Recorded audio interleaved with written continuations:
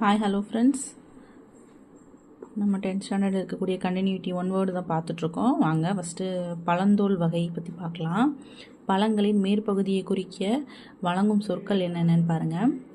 மிக மெல்லியது எப்படி சொல்கிறாங்கன்னா தோழி, திண்ணமானது தோல், வன்மையானது தோடு, மிக வன்மையானது ஓடு, சூறையின் ஓடு குடுக்கை, தேங்காய் நெற்றியின் மேற்பகுதி மட்டை, நெல் கம்பு முதலியவற்றின் மூடி உமி, வரகு கேழ்வரகு முதலியவற்றின் உமி கொம்பை.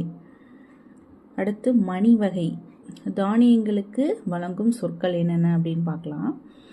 நெல், புல், கம்பு, அதாவது புல்னா கம்பு, அதுக்கு என்னன்னு சொல்கிறாங்கன்னா என்ன சொற்கள் சொல்கிறாங்கன்னா கூலம். அவரை, உளுந்து, அது என்ன சொல்கிறாங்கன்னா பயிர் வகை, அந்த வகையில் வரும். வேர்க்கடலை, கொண்டைக்கடலை, இதை கடலை. கத்தரி, மிளகாய் முதலியவற்றின் வித்து என்னென்னு சொல்கிறாங்கன்னா விதை. புளி, காஞ்சீரை, நச்சு மரம் முதலியவற்றின் வித்து கால். வேம்பு, ஆமணக்கு போன்றவற்றின் வித்து முத்து. தென்னையின் வித்து தேங்காய். மா, பனை முதலியவற்றின் வித்து கொட்டை. அவரை, துவரை முதலியவற்றின் பயிர்கள் முதிரை. இளம் பயிர் வகை என்னென்னு பாருங்களேன். தாவரங்களின் இளம் பருவத்திற்கான சொற்கள், அதை என்னென்னு சொல்கிறோம் இளநிலை. பாருங்கள், நெல், கத்திரி, இதுக்கு நாற்று. மா, புளி, வாழை, கன்று.